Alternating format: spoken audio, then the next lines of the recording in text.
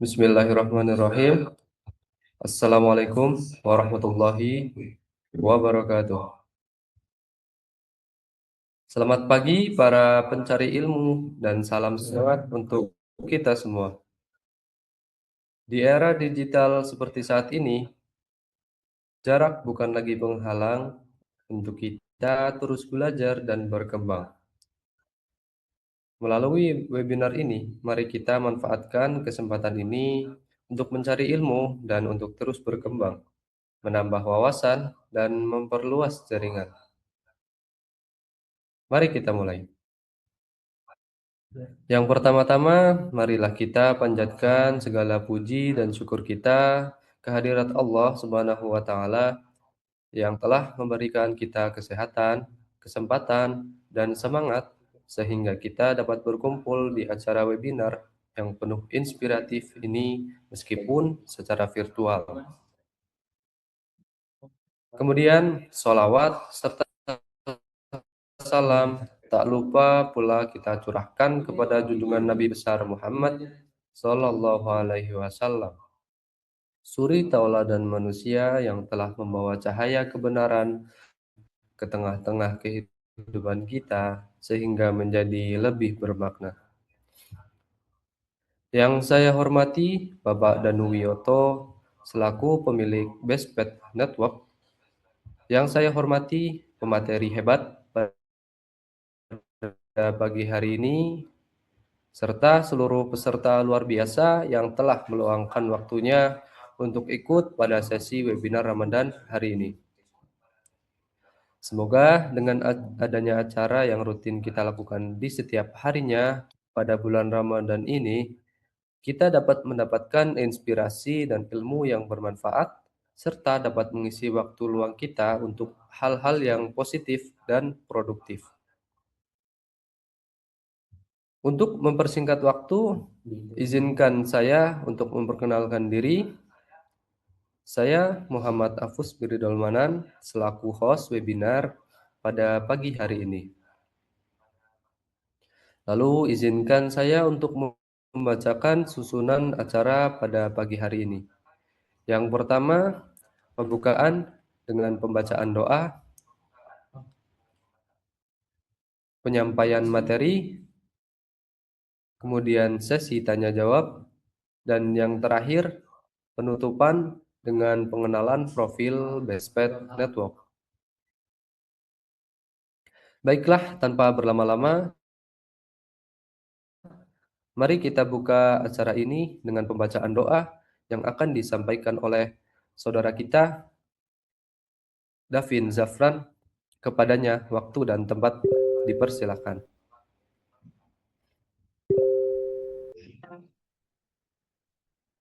Assalamualaikum warahmatullahi wabarakatuh. Perkenalkan, nama saya David Zafran Saumi. Pada hari ini, saya akan memimpin doa pada webinar pada hari ini. Izinkan saya untuk memulai. Bismillahirrahmanirrahim. Astaghfirullahaladzim. Allazi la ilaha illa huwal hayyul qayyum wa atubu ilaih. Alhamdulillah Rabbil Alamin.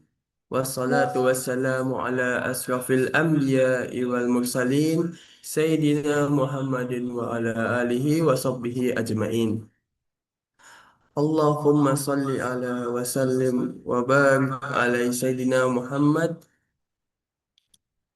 al-khatib lima lihtiqa wa khatim lima sabaya wan nasir al-haqqa bil haqqa wal hadi ila siratika al-mustaqim. Sallallahu alaihi wa ala alihi wa sahbihi haqqa qadiri wa qadirin azim. Allahumma inna nas'aluka salamatan fid din wa afiyatan fil jasad wa ziyadatan fil ilmi wa barakatan fil rizki wa taubatan qabla al maut ورحمة عند الموت ومغفرة بعد الموت. اللهم هون علينا في سكرات الموت والنجاة من النار والعفو عند الحساب. اللهم اجعل جمع هذا جمعا مرحوما وتفرقنا من بعده تفرقا معصوما ولا تجعل فيها ولا منا شقيا ولا محروما. Allahumma ya Allah ya Rahman ya Rahim, Zat yang Maha Pengasih dan Penyayang. Tidak ada kemudahan kecuali yang Engkau mudah. Jika Engkau jadikan sebuah kesulitan, jika Engkau kehendaki, pasti akan menjadi mudah. Mudahkanlah segala urusan kami. Semoga Bestpet Network bisa memberikan lebih banyak manfaat bagi seluruh umat. Terus bekerja, tambah maju, tambah sukses, dan jadikanlah jalan yang sedang kami tempuh ini menjadi jalan yang diberkahi dan dirahmati oleh-Mu. Ya Allah, ringankanlah kami dalam sakaratul maut, selamatkanlah kami dari api neraka, dan berikanlah ampunan saat perhitungan amal. Ya Allah, jadikanlah pertemuan kami ini sebagai pertemuan yang penuh rahmat, dan jadikanlah perpisahan kami setelah sebagai perpisahan yang terjaga dari dosa. Janganlah Engkau jadikan di antara kami orang yang celaka maupun terhalang dari rahmat-Mu. Amin, amin, ya Rabbal Alamin. Terima kasih kepada Saudara Dapin atas doanya. Semoga doa yang telah dipanjatkan menjadi pembuka pintu keberkahan untuk kita semua. Selanjutnya, kita akan masuk ke acara inti, yaitu penyampaian materi yang berjudul Membangun Server Aplikasi Modern dengan Docker, yang akan disampaikan Agil Jibril.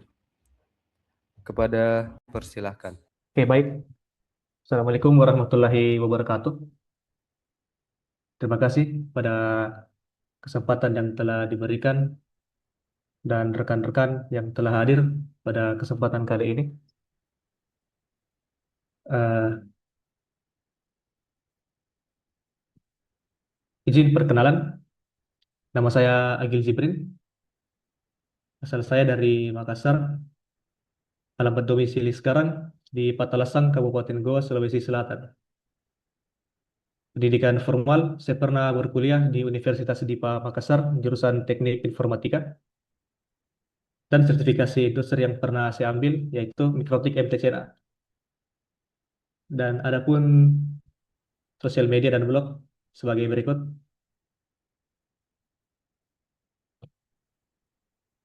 Oke, lanjut. Pada pertemuan kali ini kita akan membahas cara membangun server aplikasi modern menggunakan Docker.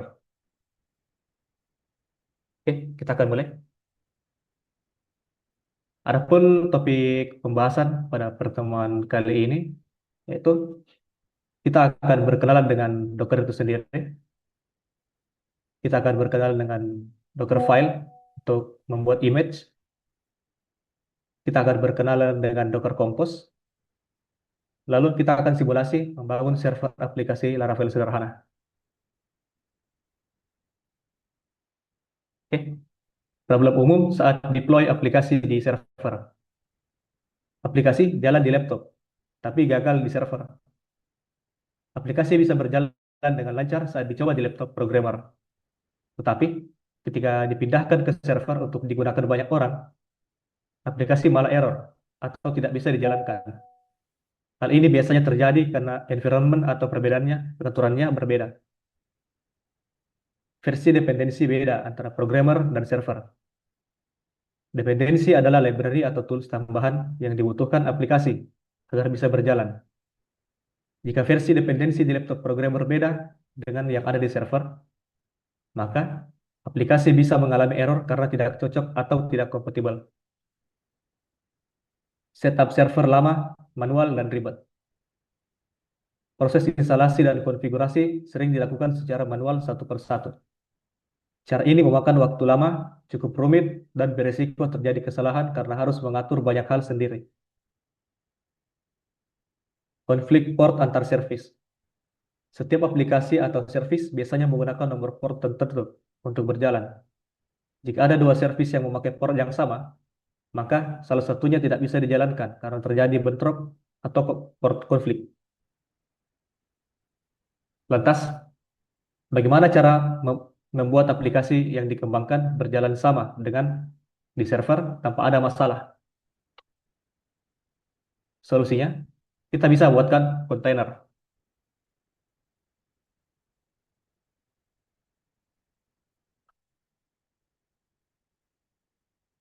Kenapa harus kontainer?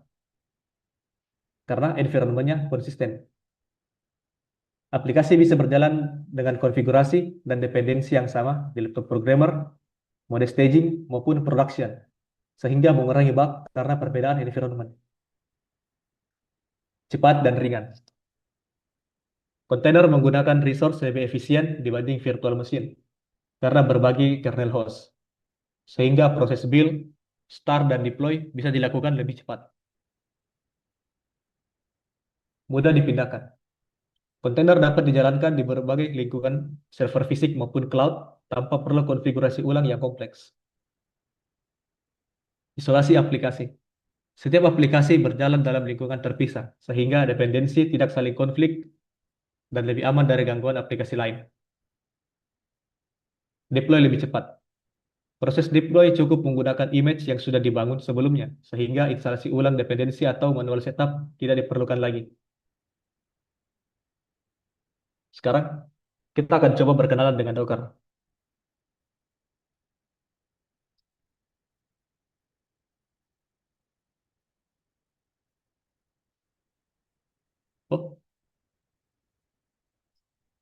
Oh, sorry. Gamenya belum nyala. Oke, coba. Ya.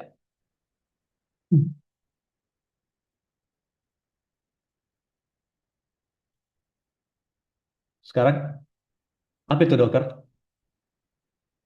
Docker adalah platform atau tools yang digunakan untuk membuat, menjalankan, dan mengelola aplikasi di dalam kontainer. Kontainer adalah sebuah lingkungan terisolasi terpisah yang berisi semua kebutuhan aplikasi, sehingga aplikasi bisa berjalan dengan stabil di berbagai tempat, baik di laptop, server, maupun cloud. Docker bekerja dengan konsep containerization, yaitu teknik mengemas aplikasi beserta seluruh dependensinya ke dalam satu paket yang sama. Lantas apa isi dari kontainer itu? Di dalam suatu kontainer biasanya sudah terdapat semua kebutuhan agar aplikasi bisa langsung berjalan. Di dalam aplikasi utama misalnya website PHP, aplikasi Node.js, atau API dari bahasa pemrograman Python yang memang kita ingin jalankan. Selain itu, terdapat juga dependensi seperti framework, seperti Laravel, Express atau Django, runtime PHP, Node.js, atau Python, serta berbagai modul atau package pendukung lainnya. Semua dependensi ini sudah terpasang saat image yang dibuat, jadi kita tidak perlu lagi install ulang di server. Kontainer juga menyimpan konfigurasi seperti port yang bisa digunakan, environment variable untuk koneksi database dan konfigurasi lainnya, serta pengaturan mode production atau development. Biasanya ada tools pendukung seperti curl atau was. Karena semuanya sudah dikemas dalam kontainer, aplikasi bisa berjalan dengan lingkungan yang sama di mana saja, kapanpun, tanpa perlu instalasi manual lagi.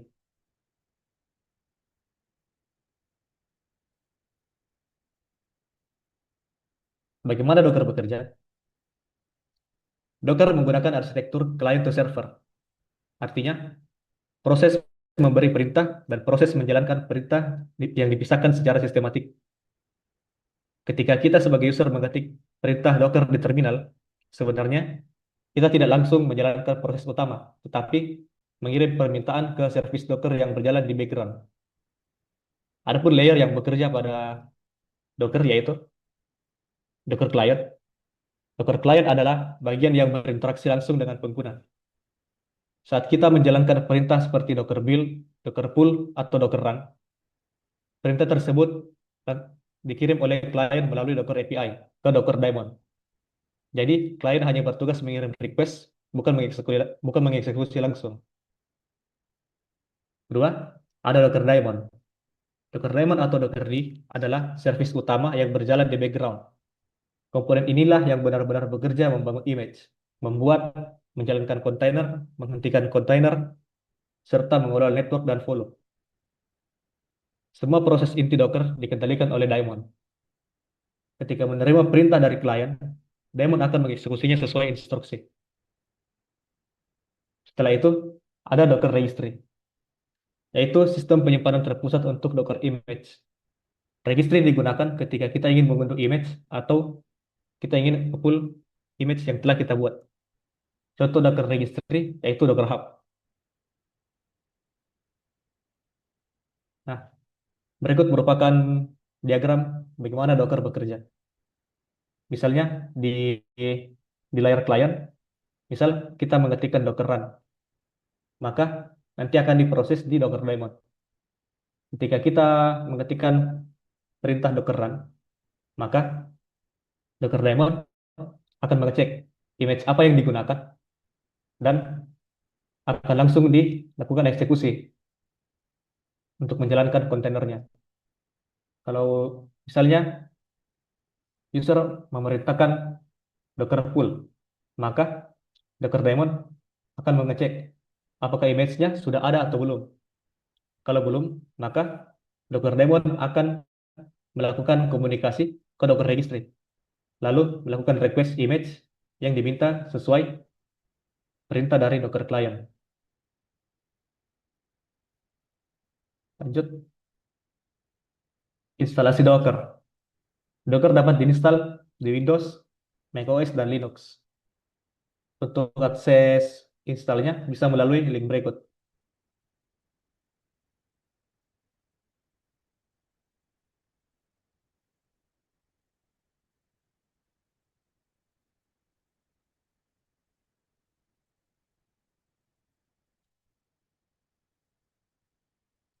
Kontainer tidak sama dengan virtual mesin. Berbeda dengan VM, kontainer sendiri berfokus pada sisi aplikasi.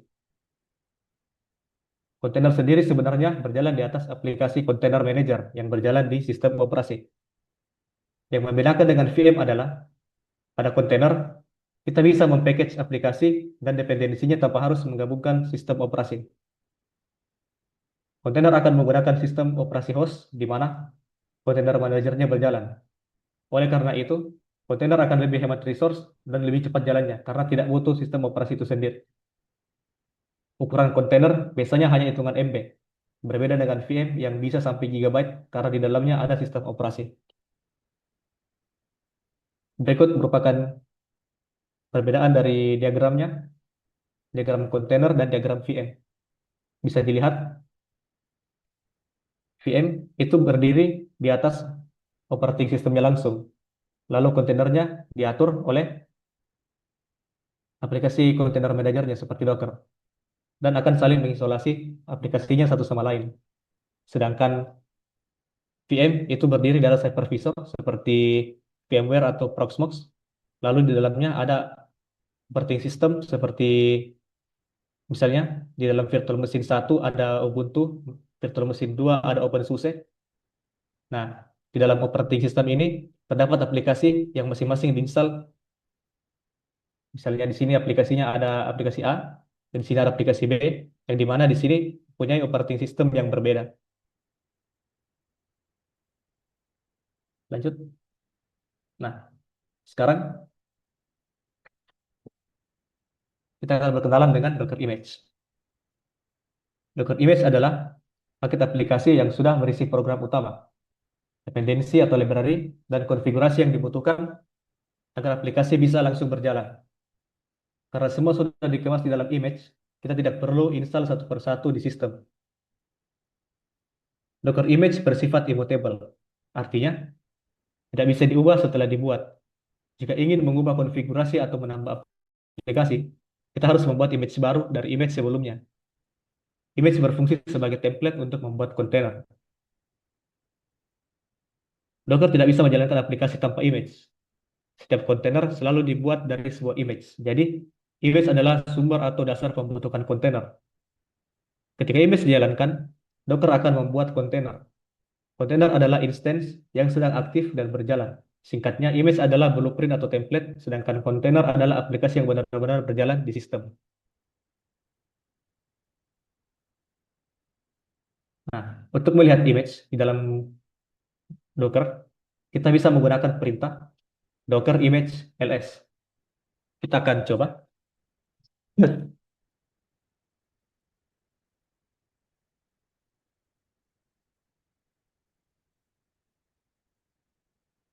Untuk melihat image, kita akan gunakan perintah Docker image ls. Nah, di komputer saya sudah terdapat beberapa image yang sudah saya pull. Berikut tampilannya. Ada image KD, MySQL, Nginx, fvmadmin, dan Alpine.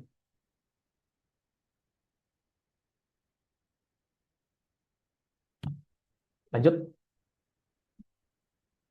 Jika kita ingin mendownload image dari Docker Hub, maka kita akan gunakan perintah berikut.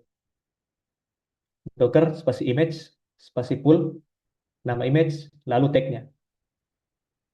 Sekarang kita akan coba untuk memanggil image Nginx yang tag-nya Alpine. Kita akan coba. Docker image, spasi pull, spasi Nginx,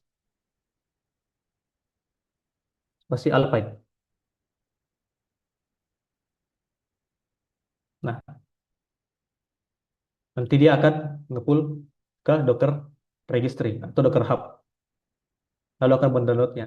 Nah, di sini karena saya sudah download, jadi tidak perlu menunggu lama lagi. Kita akan coba yang lain. Coba Nginx. Kita coba yang versi latest.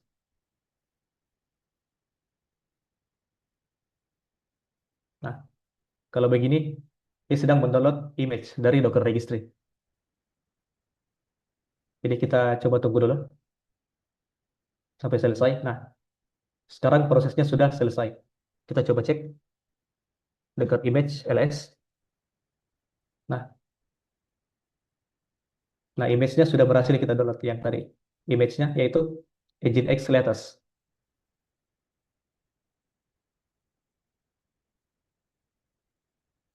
Lanjut. Sekarang kita akan coba menghapus image. Setelah image tidak dibutuhkan lagi, kita bisa menghapusnya agar tidak memakan ruang penyimpanan. Kita bisa menggunakan perintah berikut. Docker spasi image, spasi rm, nama image, lalu tag-nya. Sekarang kita akan coba. Kita akan coba hapus Nginx latest-nya. Docker image, rm, Nginx latest. Nah, kalau kita cek, maka Nginx-nya yang versi latest sudah tidak ada. Sekarang yang ada hanya versi Alpine yang sudah saya download sebelumnya.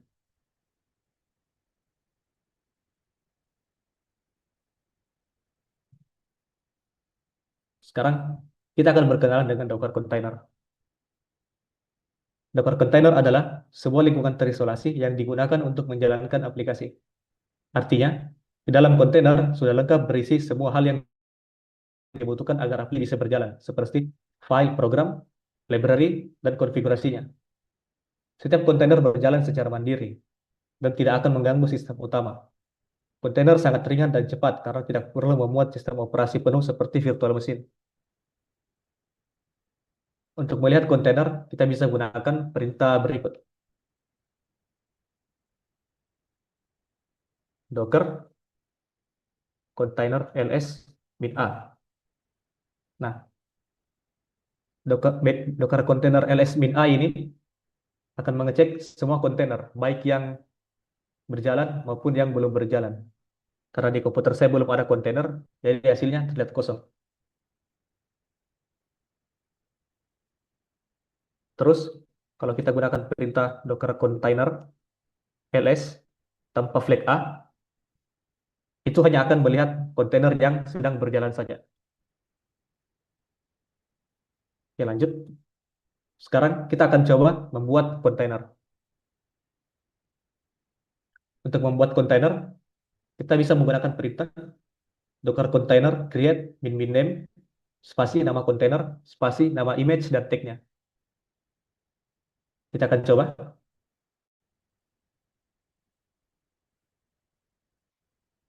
docker container create min name nama image-nya local apps lalu image dan tag-nya. Nah, sekarang kontainernya sudah berhasil dibuat. Kita akan coba cek less min a. Nah, kontainernya sudah berhasil dibuat. Yang nama kontainernya local apps menggunakan image Nginx yang tag-nya Alpine.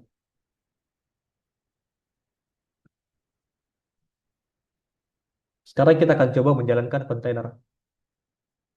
Untuk menjalankan kontainer, kita bisa gunakan perintah docker container start nama kontainer. Kita akan coba jalankan kontainer local apps-nya. Perintahnya docker container start local apps. Nah, sekarang kontainernya berhasil dijalankan. Kita akan coba untuk lihat kontainer yang sedang berjalan saja. Perintahnya docker container ls. Bisa dilihat kontainernya berhasil jalan dan statusnya sudah up.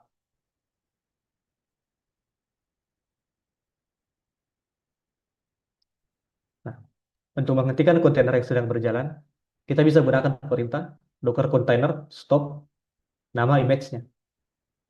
Kita akan coba lagi matikan kontainernya. Docker container stop local apps.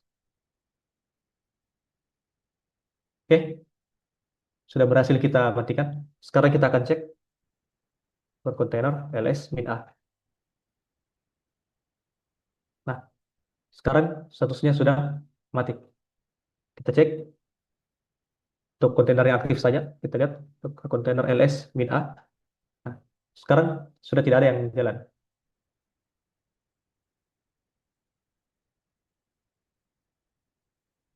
Coba. Nah, sekarang kita akan coba menghapus kontainer. Jika kontainer sudah tidak dibutuhkan lagi dan ingin dihapus, pastikan terlebih dahulu bahwa kontainer dalam keadaan berhenti. Lalu untuk menghapusnya, kita bisa gunakan perintah docker container rm spasi nama kontainer. Kita akan coba.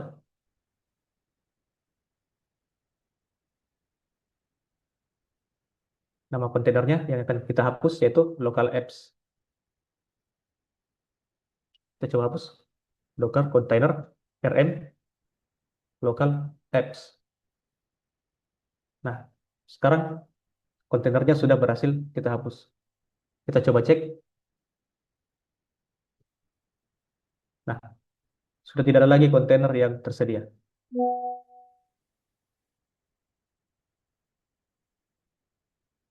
Nah, sekarang kita akan coba masuk ke dalam kontainer. Kontainer dapat diakses melalui terminal interaktif untuk keperluan debugging, validasi konfigurasi, maupun eksekusi perintah langsung di dalam environment kontainer. Untuk masuk ke dalam kontainer, kita bisa gunakan perintah docker exec -it, lalu nama kontainernya, lalu tipenya bus atau shell. Kita akan coba.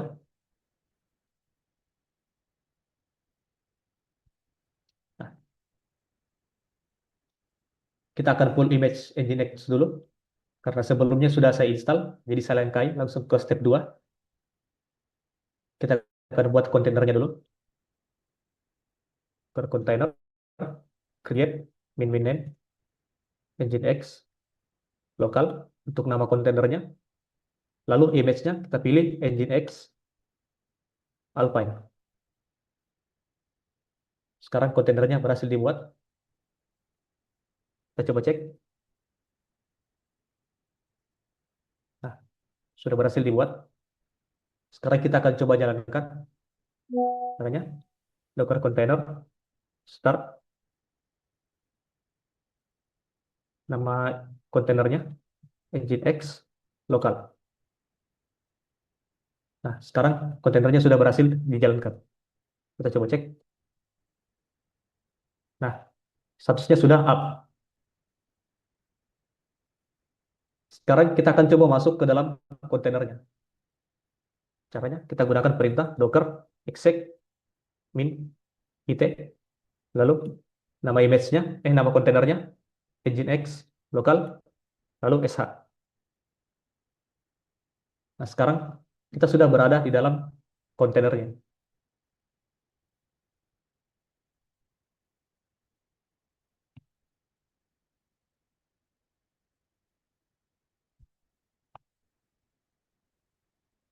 Lanjut. Nah, sekarang kita akan bahas port forwarding. Saat kita ingin mengakses aplikasi di dalam kontainer dari luar, misal lewat browser, kita harus mengatur port forwarding. Untuk mengatur port forwarding, kita bisa gunakan perintah docker create min min name, nama kontainer, lalu min min publish, port yang akan di forwarding, lalu port kontainernya, lalu image dan tag-nya. Min min publish sebenarnya bisa disingkat menjadi min p. Sekarang kita akan coba.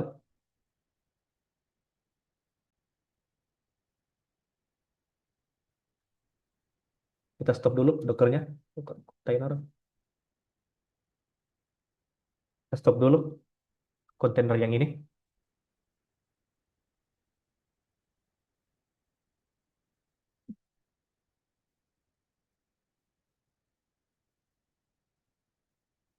Nah, sekarang kita akan buat kontainer baru.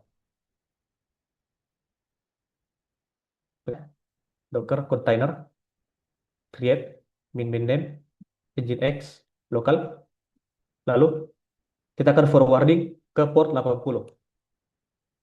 Lalu secara default nginx image nginx itu jalan di port 80. Jadi kita pakai port 80, lalu image-nya nginx, tag-nya Alpine. Nah, kontainernya berhasil dibuat. Kita akan coba jalankan. Docker container start nginx lokal. Kita akan coba cek.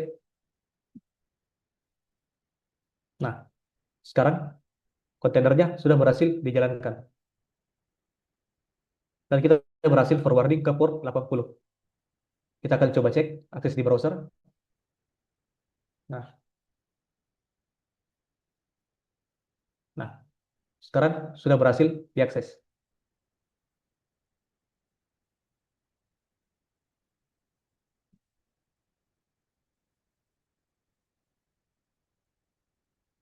Nah, sekarang kita akan bahas Docker Volume. Docker Volume bisa dianggap sebagai tempat penyimpanan khusus yang dibuat dan dikelola oleh Docker. Volume cocok digunakan untuk penyimpanan data penting dari kontainer. Untuk melihat volume, kita bisa gunakan perintah docker volume ls. Kita akan coba.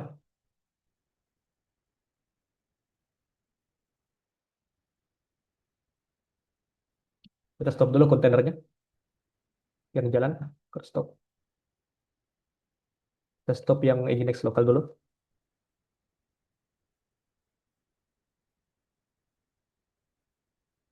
Lalu kita hapus. Oke. Kita akan coba cek. Cek volume menggunakan perintah docker volume. Docker volume ls. Nah, sebelumnya di komputer saya sudah terdapat volume yang pernah saya buat. Jadi tampilannya akan terlihat seperti ini. Ini adalah volume dari kontainer KD yang sudah saya buat dan kontainer database yang sudah saya buat. Terus kalau kita mau membuat volume, kita bisa gunakan perintah docker volume create nama volume. Kita Kita akan coba docker volume create volume test untuk nama volumenya. Kita akan coba cek docker volume ls. Nah, volume test ini sudah berhasil kita buat. Sekarang kita akan coba hapus volumenya. Perintahnya docker volume rm nama volumenya, yaitu volume yang akan kita hapus yaitu volume test.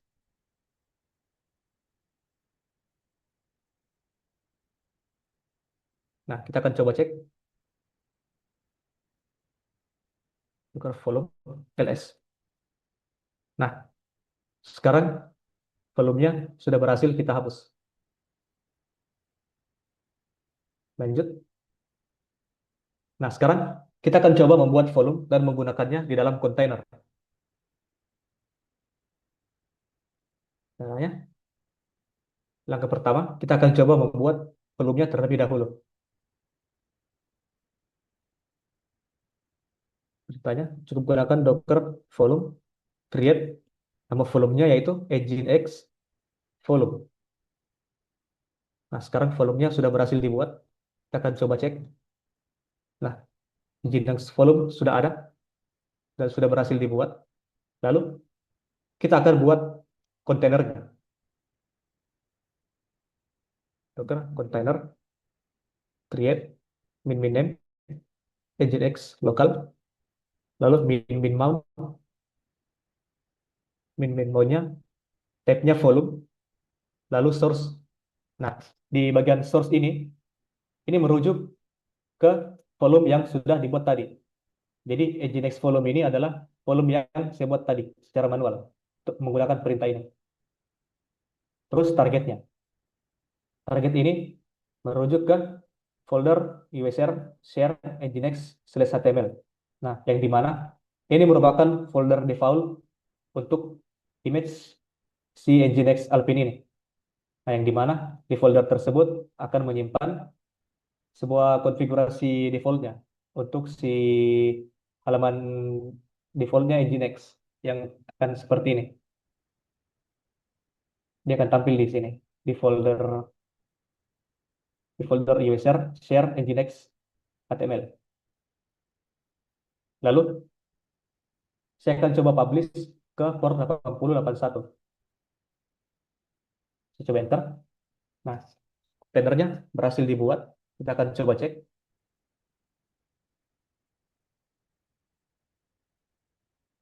Nah, kontainernya berhasil dibuat. Lalu kita akan coba jalankan kontainernya.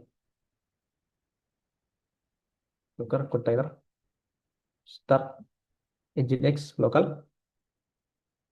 Kita coba cek. Nah, sekarang kontainernya sudah berhasil dijalankan dan statusnya sudah up. Nah, sekarang untuk tes apakah volumenya sudah berhasil dijalankan dan berhasil terpakai, kita akan coba masuk ke kontainernya dulu. Kita lihat perbedaannya sebelum kita masuk ke kontainernya. Saya coba akses dulu port 8081 di browser.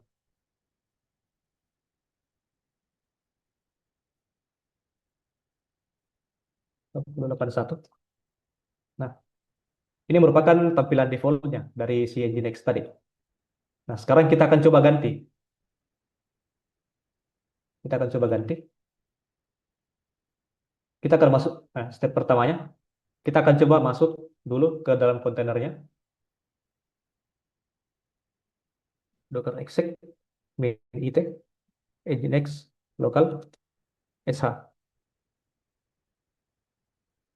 Nah, lalu kita akan masukkan string HTML ke dalam file index HTML di folder user share nginx HTML, yang dimana stringnya memiliki value docker volume nginx. Kita coba. Nah, kita coba refresh halamannya dan berhasil berubah. Jadi halaman statiknya ini akan tersimpan di folder USR, share Nginx, HTML. Lalu volume yang digunakan itu adalah docker volume ls, adalah Nginx volume. Jadi semua data di folder USR, share Nginx, HTML ini akan tersimpan di dalam volume Nginx volume. Oke, lanjut. Nah, sekarang kita akan bahas Docker Network. Docker memiliki fitur bernama network yang bisa digunakan untuk membuat jaringan dalam antar kontainer. Dengan menggunakan network, kita bisa menghubungkan beberapa kontainer ke dalam satu jaringan yang sama. Jika beberapa kontainer berada di jaringan yang sama, maka mereka bisa saling komunikasi dengan mudah. Untuk melihat semua network yang ada di sistem, kita bisa menggunakan perintah docker network spasi ls. Kita akan coba docker network ls. Nah, di komputer saya sudah terdapat beberapa network yang pernah saya buat, tampilannya seperti ini. Adapun Docker Network secara default ini adalah bawaan Docker dari Dockernya, yaitu bridge, host, dan node. Nah, yang web network ini adalah network yang sudah pernah saya buat sebelumnya. Nah, perlu diketahui bahwa tiga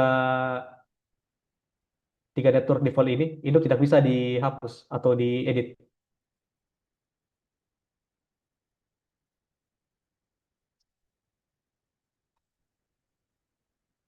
Nah, sekarang kita akan coba membuat network.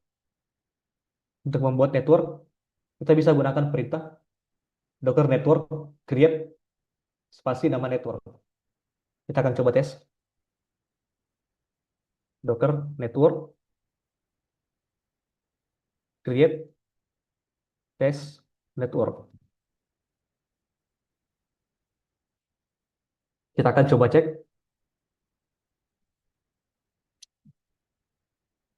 Nah, network yang saya sudah buat, yaitu test network, sudah berhasil dibuat. Sekarang kita akan coba hapus. Untuk menghapus network yang telah kita buat, bisa menggunakan perintah docker network spasi rm spasi nama network. Kita akan coba docker network rm test network. Nah, sekarang networknya sudah berhasil dihapus. Kita akan coba cek.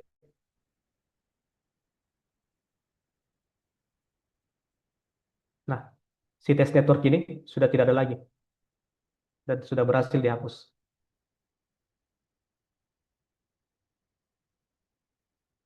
Nah, sekarang kita akan coba backup volume. Data volume sebenarnya tersimpan di folder /var /lib docker volumes. Nah, secara default dia tersimpan di sini kalau kita menggunakan Linux.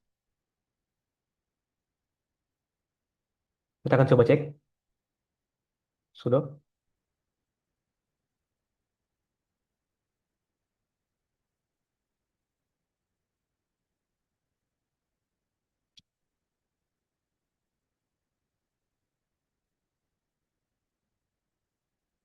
var lib docker volumes.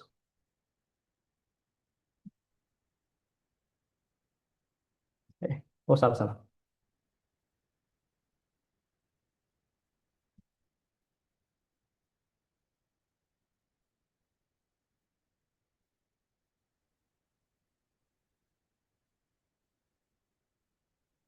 Nah,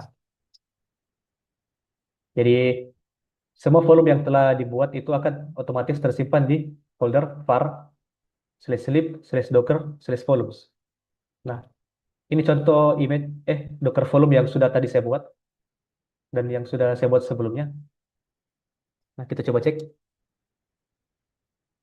Nah, nama volumenya sama dengan yang tersimpan di sini. Jadi semua volume yang telah dibuat itu akan masuk ke folder var lib /docker /volumes. Nah, Sekarang kita akan coba backup volume. Untuk backup volume, kita hanya perlu menjalankan kontainer sederhana yang akan melakukan arsip ke file targz. Perintahnya seperti berikut. Kita akan coba.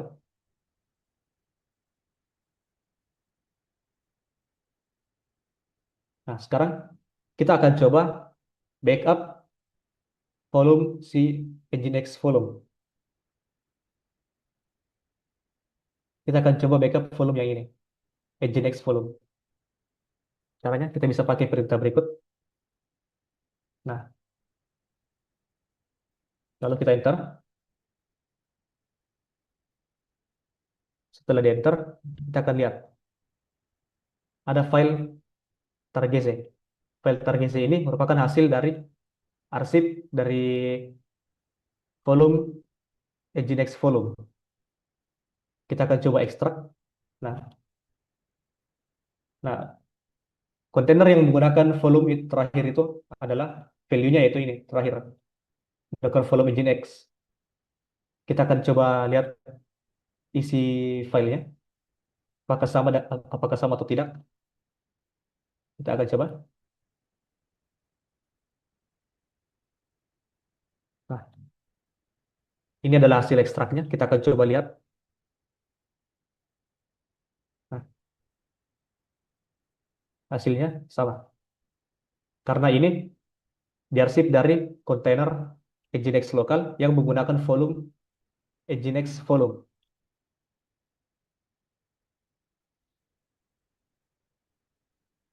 Nah, proses yang tadi itu dilakukan untuk membuat backup volume dengan bantuan kontainer sederhana. Jadi, kita tidak perlu lagi masuk ke kontainer utama, cukup pakai kontainer kecil untuk membuat file backup.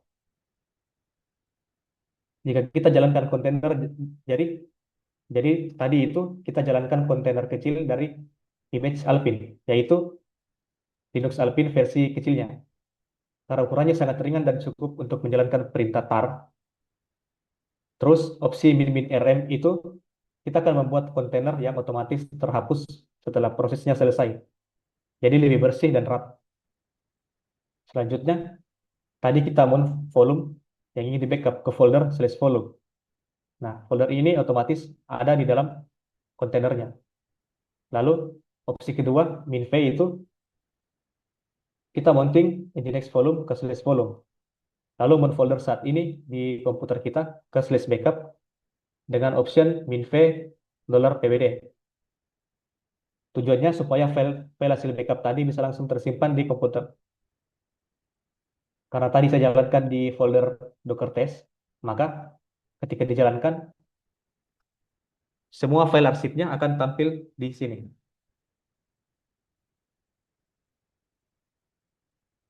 Tampil di project di folder ini. Karena saya sekarang ada di folder project docker test. Lanjut. Sekarang kita akan coba restore volume.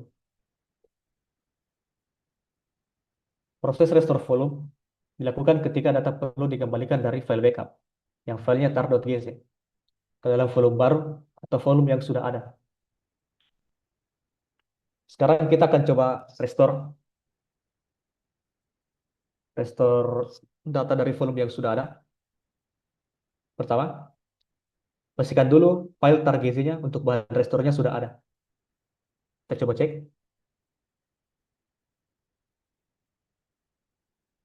Nah, file backup-nya sudah ada. Karena tadi sudah kita arsip.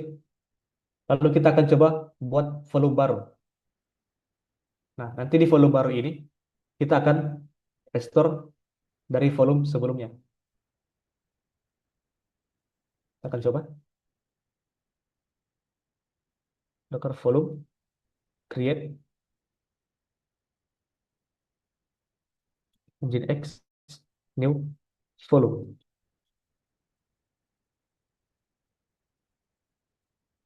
Kita cek volumenya, apakah sudah ada. Docker new volume sudah berhasil dibuat. Lalu, kita akan coba restore ke volume nginx new volume. Nah, perintahnya sebagai berikut. coba. Lalu kita akan coba membuat kontainer baru. Yang mana kontainer ini akan menggunakan volume Nginx new volume sebagai contoh restore datanya. Apakah datanya sudah berhasil di restore atau belum? Kita akan coba cek.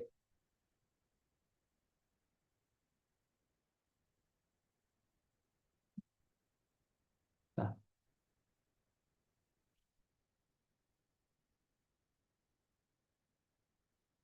kita akan coba cek dan kontainernya akan dipublish di port 8082.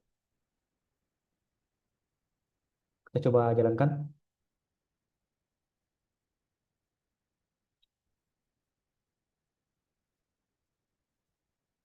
Kita coba cek lagi. Yes. Nah, untuk kontainer Nginx volume restore-nya sudah berhasil jalan dan dia sudah up. Untuk aksesnya kita akan coba akses di port 8082. Kita akan coba localhost 8082. Nah, sekarang kita sudah berhasil restore data dari kontainer Nginx lokal dan kita coba restore dan pindahkan ke kontainer baru dan hasilnya sama dengan kontainer sebelumnya.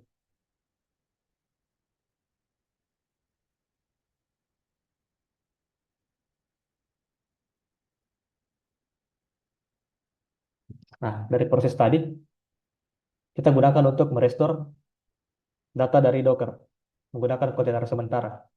Jadi kita tidak perlu lagi masuk ke kontainer utama, cukup pakai kontainer kecil. Lalu kita jalankan kontainer dari image Alpine karena ukurannya ringan.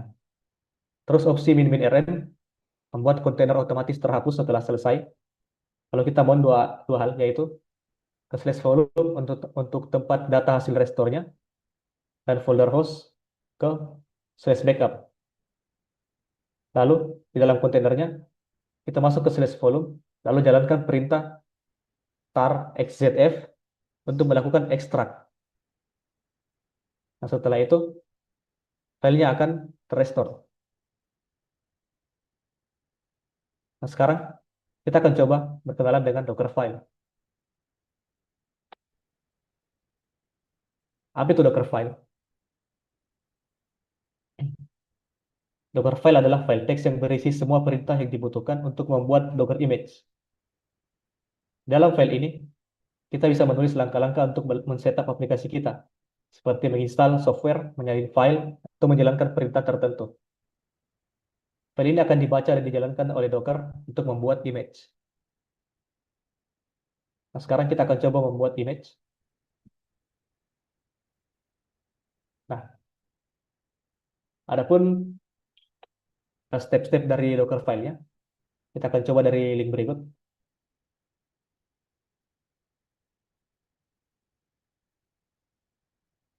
Kita akan coba pakai.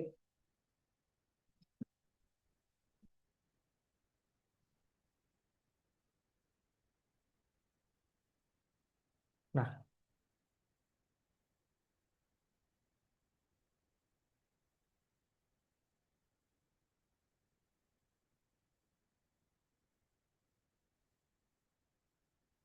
nah, karena sebelumnya saya sudah clone project-nya, maka saya tinggal arahkan ke folder project-nya saja.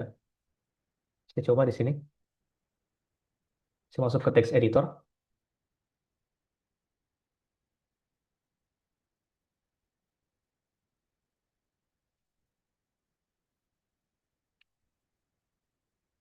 Nah, untuk membuild image, kita bisa gunakan perintah docker build bin t untuk membuat custom namanya dan custom tag, lalu titik. Titik ini artinya kalau misalnya kita berada satu folder dari Docker filenya. Karena kita akan coba.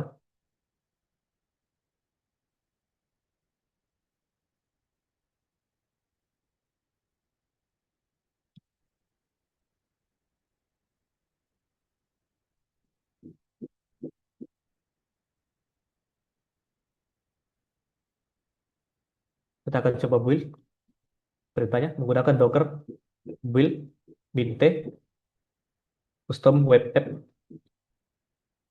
ceknya latest, lalu titik. Karena kita berada satu folder dengan Docker file-nya. Nah, di folder Docker file ini.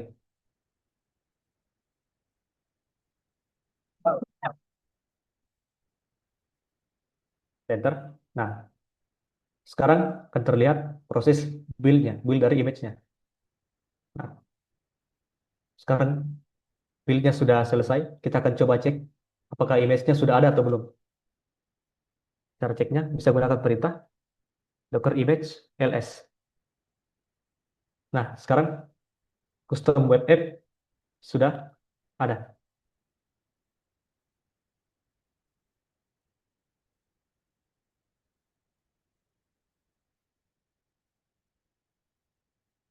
Kita akan lanjut. Nah, sekarang kita akan coba berkenalan dengan Docker Compose. Apa itu Docker Compose? Docker Compose adalah alat yang digunakan untuk membuat dan menjalankan beberapa Docker container sekaligus. Dengan Docker Compose, kita bisa menuliskan semua pengaturan kontainer dalam satu file berformat .yaml.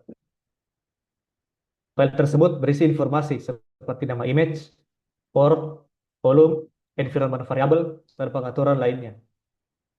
Setelah file localcompose.yaml selesai dibuat, kita hanya perlu menjalankan satu perintah saja untuk membuat dan menjalankan semua kontainer sesuai konfigurasi. Dengan cara ini, kita tidak perlu lagi mengetik perintah docker create atau docker run satu persatu secara manual. Docker Compose sangat membantu saat kita menjalankan aplikasi yang terdiri dari beberapa service seperti web server, database, dan lain-lainnya dalam satu sistem yang sama. Nah, untuk contoh penggunanya ada di link berikut. Saya akan coba buka.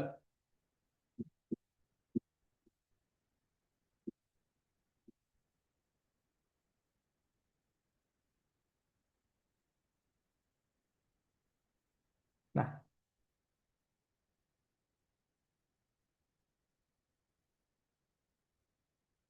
untuk contoh penggunaan Docker Compose-nya seperti ini. Oke, kita akan coba praktekkan. Filenya ada di sini, Docker Compose, Compose only. Coba.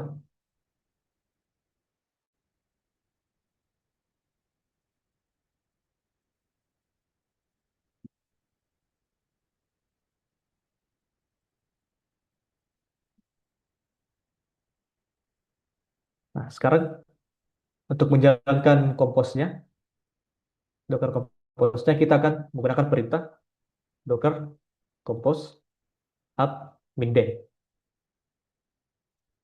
Nah, maksudnya Docker Compose up itu akan menjalankan semua stack dari Docker Compose ini. Nah, stack-nya bisa kita lihat di sini. Nama nama kontainernya itu Compose only dan image yang digunakan Nginx Alpine. Lalu portnya di forward ke port 8888. Lalu volumenya di bin bounce ke folder HTML. Nah, kalau kita jalankan up min-d, nah flag min-d ini artinya dia akan jalan di belakang layar. Kita akan coba. Nah, di sini akan seperti ini. Sebenarnya kita juga bisa jalankan kontainer tanpa menggunakan min-d. Bisa dilihat. Kita coba matikan dulu kontainernya. Docker Compose dengan menggunakan perintah Docker Compose down. Nah, kita coba menyalakan kontainernya tanpa menggunakan flag min-d. Nah, hasilnya akan seperti ini. Bisa terlihat lognya. Kita coba matikan.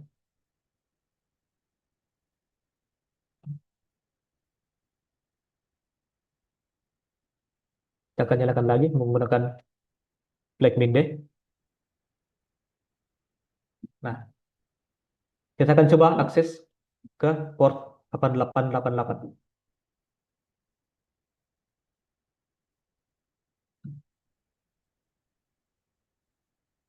Nah, sekarang kita bisa lihat Docker Compose-nya berhasil dijalankan.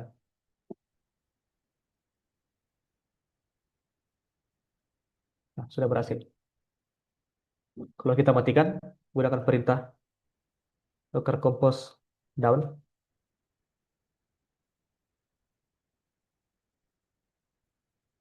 dia juga nggak bisa diakses.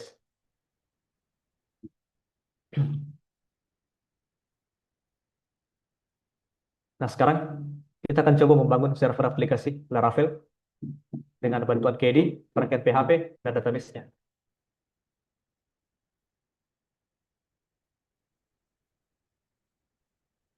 Apa itu KDE? KDE adalah web server yang bekerja pada layer HTTP dan HTTPS. Secara teknis, KDE mendengarkan request yang masuk melalui port 80 atau 443. Ketika browser mengirimkan HTTP request, KDE akan membaca host, path, dan header, lalu menentukan kemana request tersebut harus diarahkan.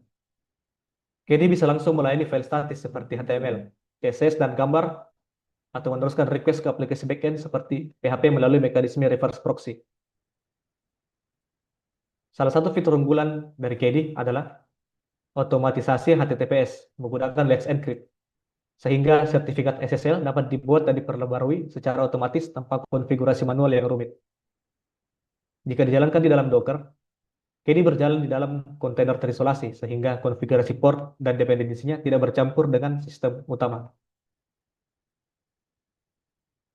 Nah, apa itu frontend PHP? Frontend PHP adalah aplikasi server untuk menjalankan kode PHP secara langsung tanpa perlu kombinasi tradisional seperti Nginx plus PHP FPM. Secara teknis, frontend PHP menggabungkan web server dan PHP runtime dalam satu proses berbasis KDE dan Go, sehingga lebih sederhana dan efisien. Ketika menerima request yang berisi file PHP, frontend PHP akan mengeksekusi skrip tersebut menggunakan engine PHP, lalu mengirimkan respons kembali ke dalam bentuk HTML atau JSON. Karena arsitekturnya modern dan tidak bergantung pada proses terpisah seperti PHP FPM, performanya jadi lebih stabil dan konfigurasi lebih ringkas. Nah, di dalam Docker, frontend PHP sering dijadikan kontainer aplikasi utama yang menangani logika bisnis seperti autentikasi, validasi data, dan komunikasi ke database. Apa itu MySQL?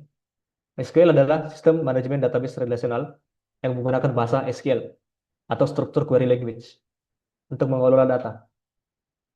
Data disimpan dalam bentuk tabel yang terdiri dari baris dan kolom.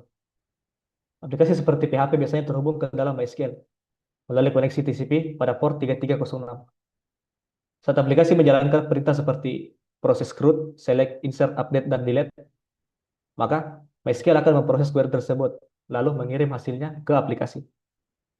Dalam arsitektur Docker, MySQL biasanya dijalankan di kontainer terpisah dan menggunakan volume untuk menyimpan data, sehingga data tetap aman walaupun kontainer dihentikan atau dihapus.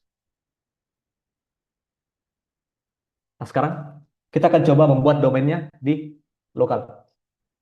Untuk membuat domain lokal di komputer, kita bisa mengedit file di /etc/host. File ini berfungsi untuk menghubungkan nama domain ke alamat IP localhost tertentu. Sebelum dicek, nah kita akan coba. Kita buka terminal, lalu jalankan perintah sudo nano etc host. Sudo nano /etc/host.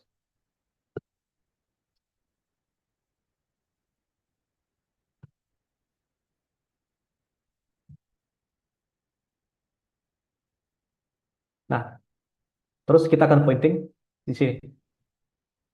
Kita coba. Sudah 7.0.0.1.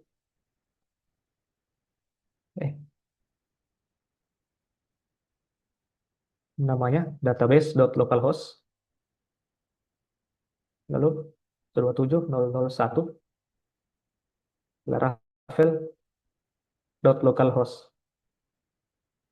Nah, jadi nanti domain database.localhost ini akan digunakan untuk memanggil si PHP myadmin. Terus laravel.localhost ini akan digunakan untuk memanggil aplikasi Laravelnya. Kita save, Ctrl O, lalu Ctrl X. Nah, sekarang kita akan coba membuat konfigurasi KD filenya. Kita akan coba. Saya sudah clone sebelumnya. Kita akan masukkan ini.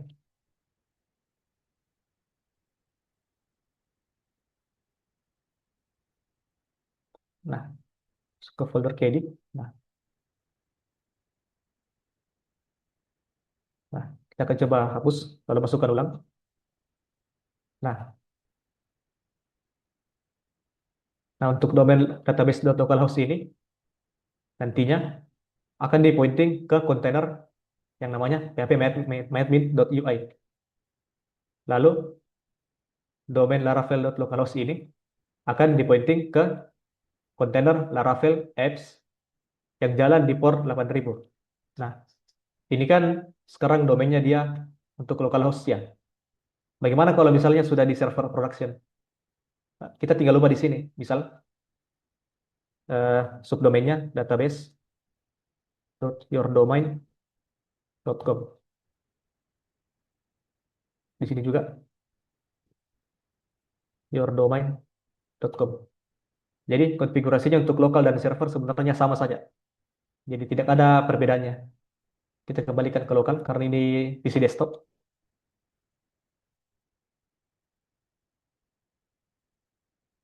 Nah, lalu kita akan jalankan Docker Compose-nya untuk ID-nya. Nah, isi dari Docker Compose KD-nya yaitu sebagai berikut. Nama kontainernya yaitu KD, lalu di forward ke port 80 dan 443. Lalu volumenya diminmons untuk membaca konfigurasi KD file ini ke dalam folder etc KD file.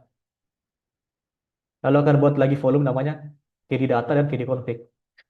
Nah, lalu networknya akan dibuat dengan nama web network yang di mana ada poin eksternal true. Nah, poin eksternal true ini digunakan kalau kita mau buat satu kontainer itu bisa diakses dari mana saja dan dalam network yang sama. Jadi ketika kita buat banyak kontainer dan networknya sama, yaitu web network, dan dia poinnya eksternal true, maka dia bisa langsung saling berkomunikasi. Kita akan coba jalankan Docker Compose-nya dengan perintah. Kita ke folder KD dulu.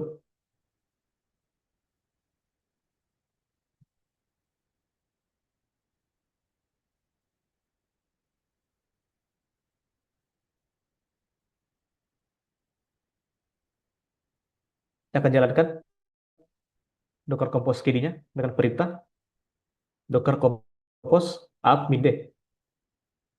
Nah, sekarang kontainernya sudah berhasil jalan. Kita akan coba cek apakah sudah ada dengan perintah docker container ls.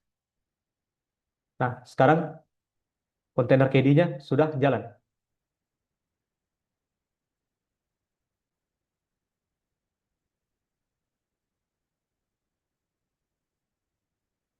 Nah, sekarang kita akan coba konfigurasi database-nya. Nah, untuk konfigurasi database-nya, caranya hampir mirip. Nah, yang di mana folder Docker Compose-nya untuk database-nya sebagai berikut. Yang di mana untuk kontainer database-nya itu namanya MySQLDB menggunakan image MySQL versi 8 dan di sini ada environment variable-nya. Nah, di environment variable ini kita setting untuk tes saja. Untuk password root-nya kita sebagai root dan MySQL database secara default-nya itu Laravel karena ini environment variable. Terus MySQL user-nya kita bisa tambah ini namanya roti, password-nya juga roti. Lalu kita forward ke 3306. Nah, 3306 ini password default-nya dari MySQL itu sendiri. Lalu kita buat dia satu network dengan KD. Nah, yang di mana KD itu pakai network namanya web network. Jadi kita harus samakan karena kenapa kita harus samakan? Karena nanti KD file ini akan meneruskan request ketika kita akses database.localhost, maka KD file ini akan meneruskan request yang di mana nanti dia akan membuka kontainer dari phpMyAdmin itu sendiri. Nah, sedangkan phpMyAdmin itu berjalan di atas MySQL untuk menampilkan data secara UI dari database-nya. Kita akan coba lagi. Nah, terus ada phpMyAdmin. Nah, nama kontainernya itu phpMyAdmin UI. Nah, nanti si KD file-nya ini akan meneruskan request ke kontainer ini, phpMyAdmin UI. Lalu ada point restart always. Nah, point restart always ini itu dia akan melakukan request ketika kontainernya ada masalah. Misal eh, resource-nya terlalu berlebihan atau ada kesalahan konfigurasi, dia akan selalu nge-restart sampai si kontainernya up kembali. Lalu links DB, karena kontainernya kita buat berjalan di atas kontainer DB, jadi ketika si kontainer DB ini mati, maka si kontainer PHP ini juga tidak akan jalan, dia akan nge-restart sampai si kontainer DB ini benar-benar berjalan. Lalu network, kita juga buat networknya satu network dengan KD. Terus kita akan coba jalankan dengan perintah docker compose up midday. Nah, sekarang sudah berjalan. Kita coba cek docker container ls. Nah, MySQL-nya sudah jalan dan phpMyAdmin-nya juga sudah berjalan. Kita akan coba cek di browser. Kita akan coba akses database.localhost.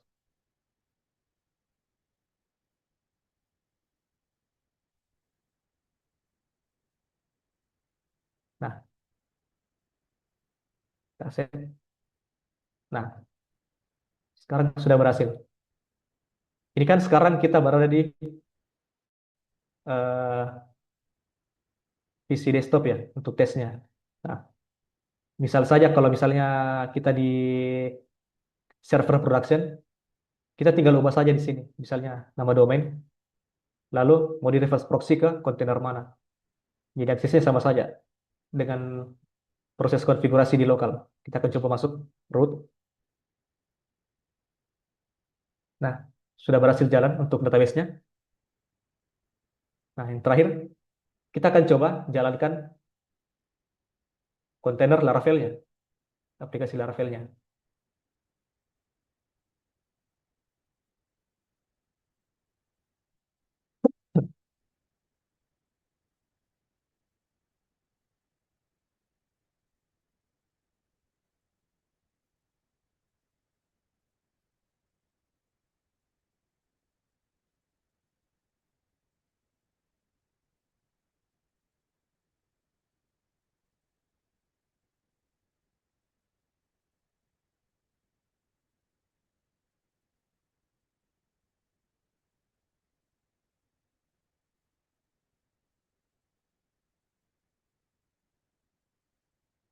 Nah, untuk Docker Compose Laravel-nya, nah di sini ada terdapat sedikit perbedaan konfigurasi. Nah, yang di mana Laravel ini, aplikasi Laravel-nya akan kita jadikan sebagai image sendiri yang karena dia menggunakan Docker file. Nah, di dalam Docker file-nya ini terdapat beberapa konfigurasi basic. Sebelumnya saya pakai Franken PHP, lalu saya menginstal beberapa package-package PHP yang umumnya dipakai di Laravel, lalu saya install Composer.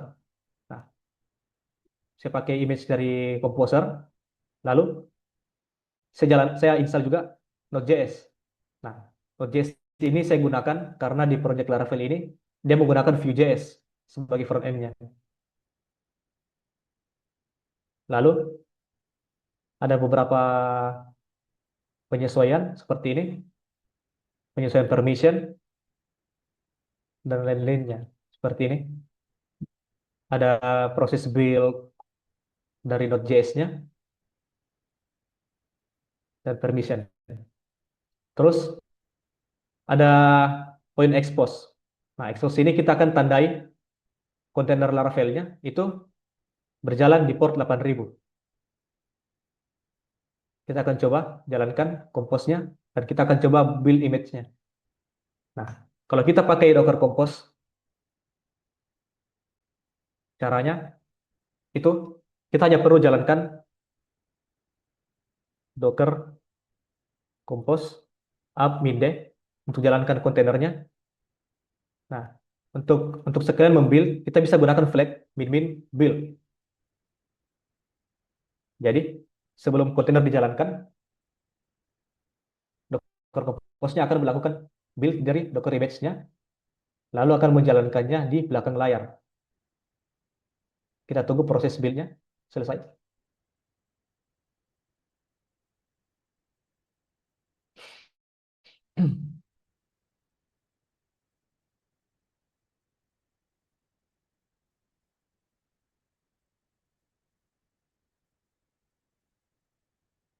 Nah, ini akan memakan beberapa waktu, nggak lama ya, karena akan mendownload dulu library-nya. Dan ini tergantung internet teman-teman. Jadi kalau misalnya internetnya agak lama, kemungkinan prosesnya juga agak lama. Kita tunggu proses build-nya. Nah, sekarang proses build-nya sudah selesai. Kita akan coba cek Docker container ls. Nah, kontainer Laravel apps-nya sudah berhasil jalan dan statusnya sudah up. Kita akan coba akses seperti konfigurasi di KDE, yaitu laravel.localhost. Kita akan coba akses.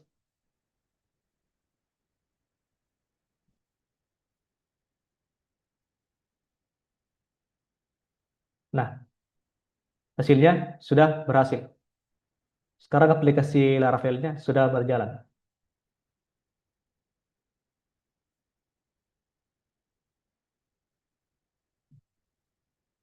Nah, untuk mempelajari lebih lanjut dari materi kali ini, bisa lihat dari link berikut. Ini adalah tulisan saya yang pernah saya buat untuk instruksi dari menggunakan Docker. Oke, sekian dari pembawaan materi dari saya. Apabila ada salah kata, mohon maaf. Saya kembalikan ke host. Atau mungkin eh, teman-teman ada yang ingin memberikan pertanyaan, bisa raise hand atau lihat chat.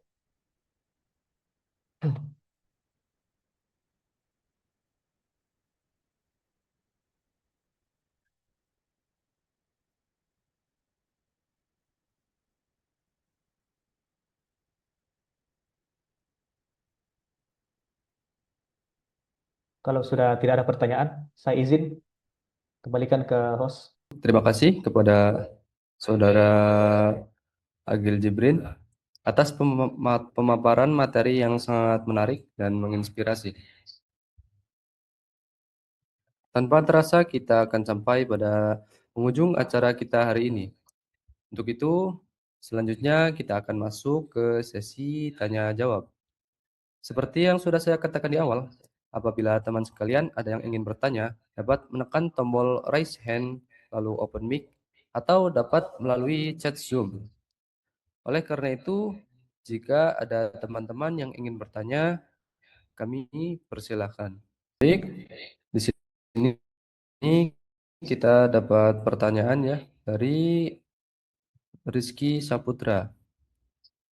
Izin Mas, saya mau nanya, itu apa sih perbedaan dari Docker biasa dengan Docker Compose? Nah, izin jawab tadi pertanyaannya. Nah, perbedaan dari Docker biasa dengan Docker Compose itu, nah misal kalau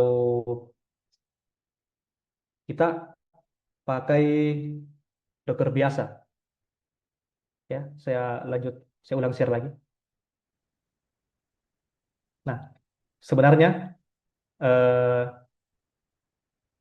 Docker Compose ini itu dia mengotomatisasi penggunaan perintah Dockernya.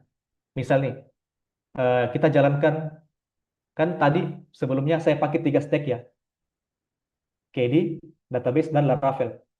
Nah, itu kan prosesnya panjang ya. Kalau misalnya kita mau buat Docker, kalau misalnya kita pakai Docker biasa, itu kan perintahnya panjang. Misalnya kita buat Docker image pull dulu, lalu Docker container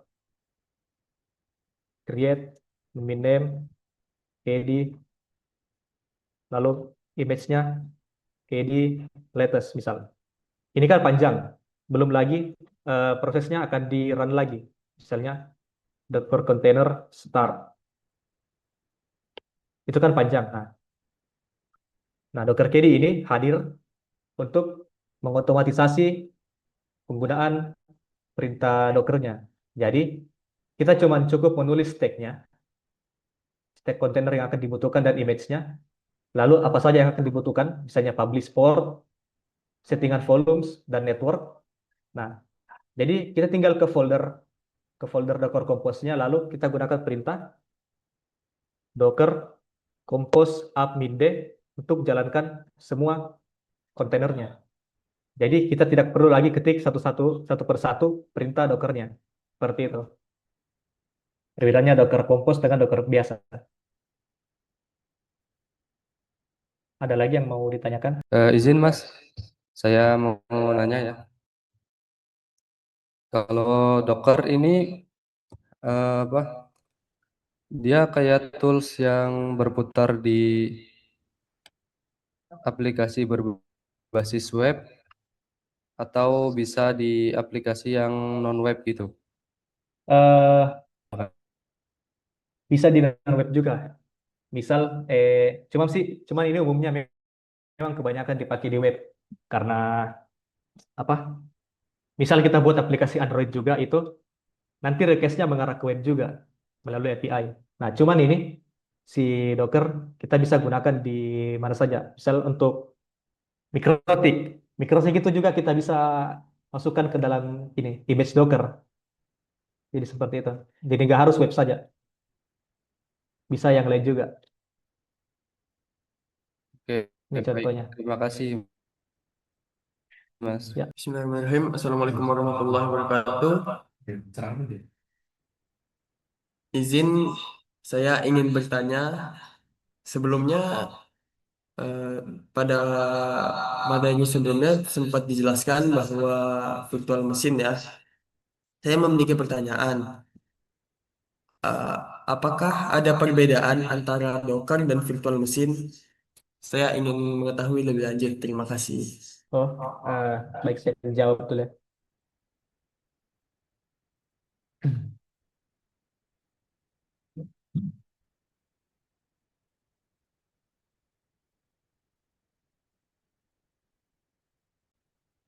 Oke, jadi saya akan jawab pertanyaannya tadi.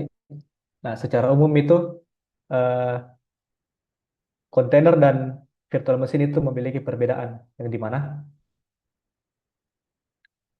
mana itu kontainer sendiri itu lebih fokus ke containerization aplikasi. Jadi si kontainer ini fokus ke membungkus aplikasi saja. Nah, nah terus di dalam pembungkusan aplikasinya itu dia akan bisa-bisa, misalnya aplikasi PHP, aplikasi .js, aplikasi Python. Nah, terus dia si kontainer ini akan berdiri di satu operating system saja. Nah, sedangkan VM itu dia berdiri dulu di atas hypervisor, misal seperti Proxmox atau VMware. Lalu di atasnya lagi ada sistem operasi, misalnya Ubuntu. Nah, untuk VM kedua misalnya dia sistem operasinya ada Arch Linux. Nah, sistem ini VM yang ketiganya ada VM yang lain seperti OpenSUSE misalnya. Nah, di dalam OS-nya lagi itu diinstal lagi masing-masing aplikasinya. Misal di virtual machine A ada aplikasi PHP, di sini ada aplikasi monitoring, apalah begitu. Nah, di VM ketiganya ada aplikasi C++ misalnya. Seperti itu perbedaannya. Jadi, secara umum, kontainer itu fokus membungkus aplikasi saja. Sedangkan VM itu, sedangkan VM dia lebih ke mengisolasi operating sistemnya dulu dan aplikasinya. Sedangkan kontainer itu tidak menggunakan sistem operasi untuk membungkus aplikasi-aplikasi tersebut. Seperti itu. Baik, Pak. Terima kasih atas penjelasannya. Baik, jika sudah cukup pertanyaannya, mari kita lanjutkan ke acara penutup. Oke, di sini ada pertanyaan ya dari Zitech IT Solution. Dalam arsitektur microservice, kapan sebaiknya kita tidak menggunakan Docker dan apa trade-off dibandingkan VM tradisional? Baik, untuk narasumber, mohon dijawab. Pertanyaannya, dalam arsitektur microservice, kapan sebaiknya kita tidak menggunakan Docker? Dan apa trade-off dibandingkan VM tradisional? Eh, Kapan ya sebaiknya tidak menggunakan microservice? Tidak menggunakan Docker. Secara teknis sebaiknya mungkin pakai ya. Kalau misalnya kita pakai microservice. Nah, kalau kita menggunakan VM tradisional itu, eh, secara komputer fisik kita memerlukan spesifikasi yang lebih besar. Nah, sedangkan kalau kita menggunakan Docker itu kita fokus ke utilities-nya saja. Misal misal di service database-nya saja atau beberapa aplikasi yang ingin kita pisah begitu.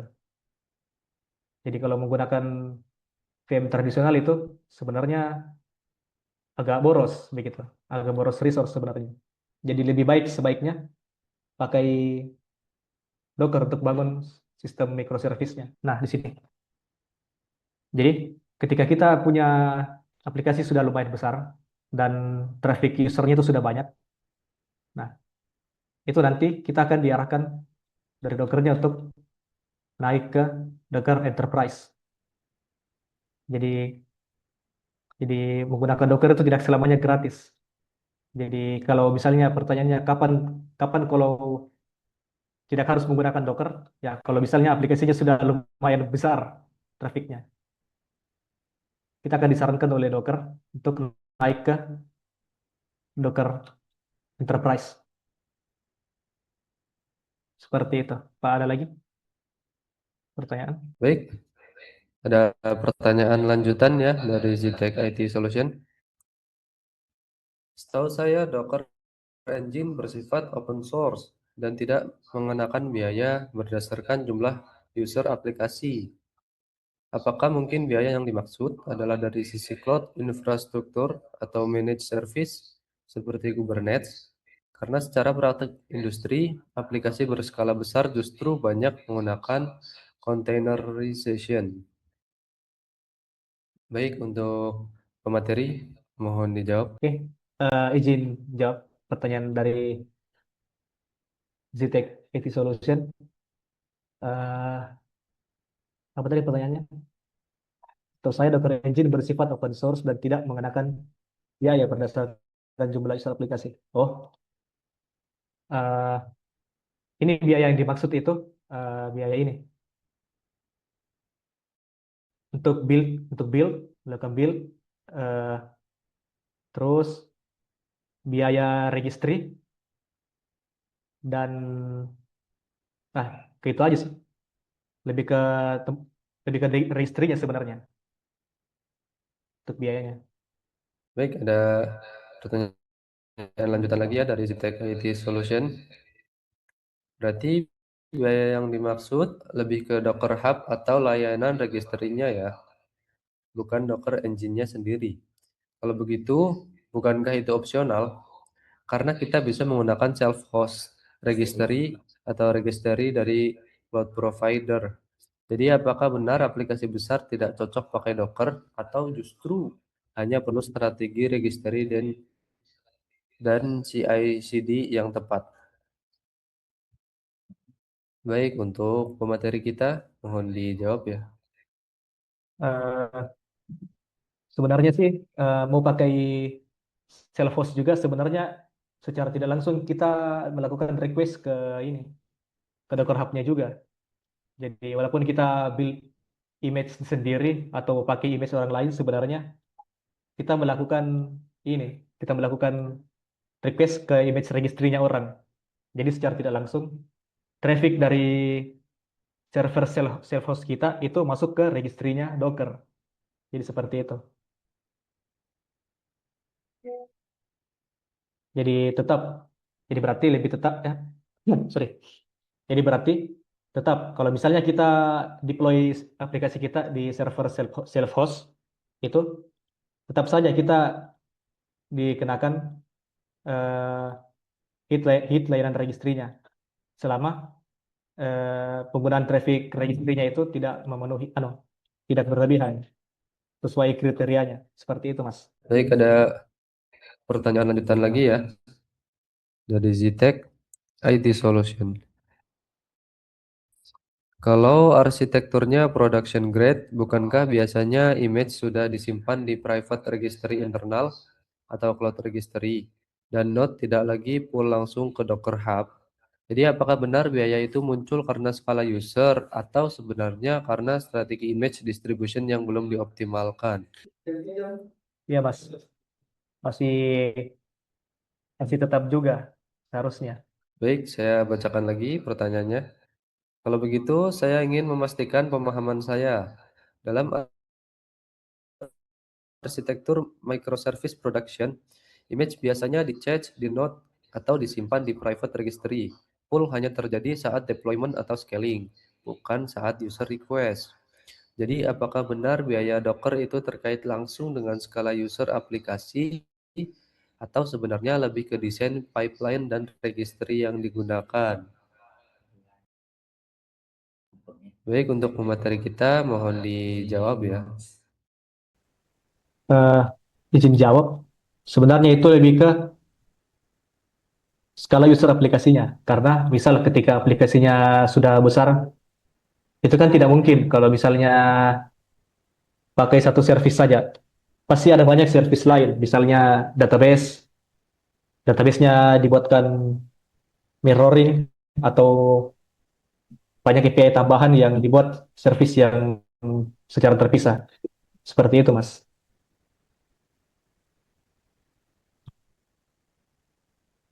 Jadi lebih ke skala user aplikasinya, Mas. Baik, saya bacakan lagi. Baik, saya coba simpulkan agar tidak salah memahami. Jika aplikasi semakin besar dan servisnya bertambah, maka resource yang dibutuhkan tentu meningkat, baik itu server, registry, CI/CD, maupun orchestration.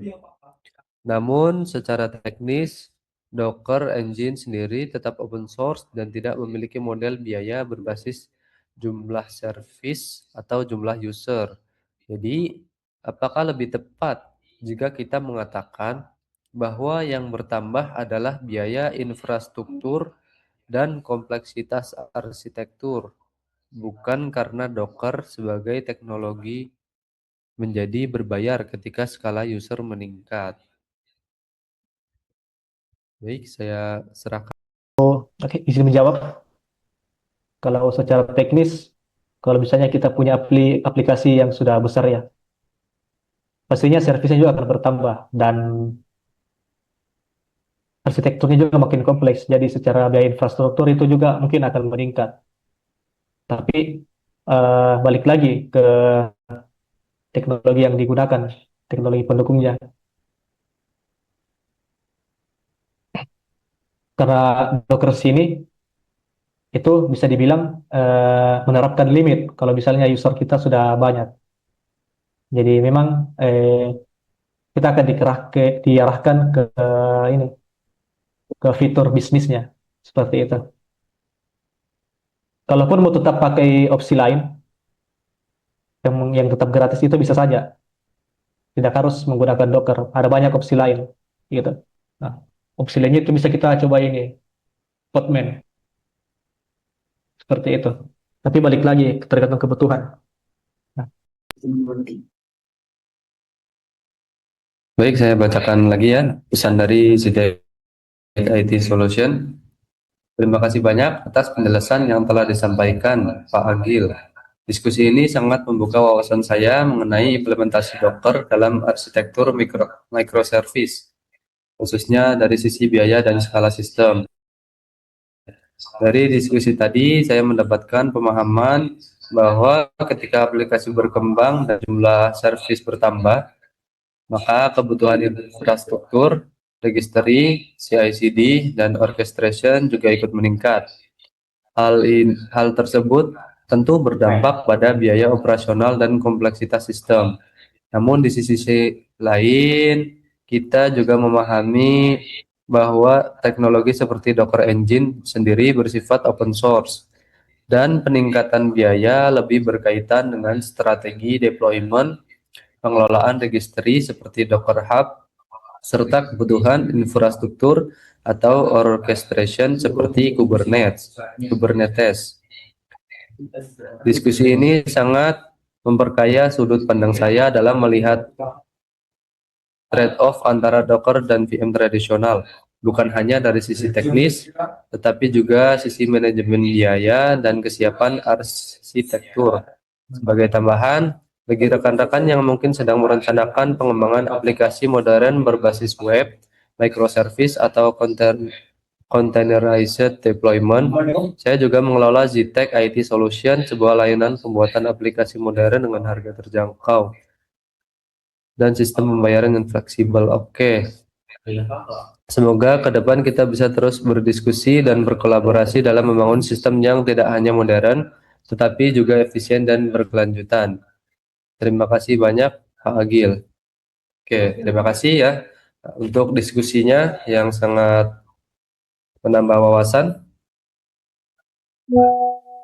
Baik, jika kiranya pertanyaan semuanya sudah disampaikan, sebelumnya terima kasih kepada pemateri, pembaca doa, dan seluruh peserta yang telah berpartisipasi dan berdiskusi. Semoga apa yang telah kita dengar, kita lihat, dan kita baca dapat menjadi ilmu yang berkah dan bermanfaat ke kehidupan kita. Baik, saya host webinar Ramadan. Saya Muhammad Afus Biridul Manan selaku host webinar Ramadan. Pamit undur diri. Wassalamualaikum warahmatullahi wabarakatuh.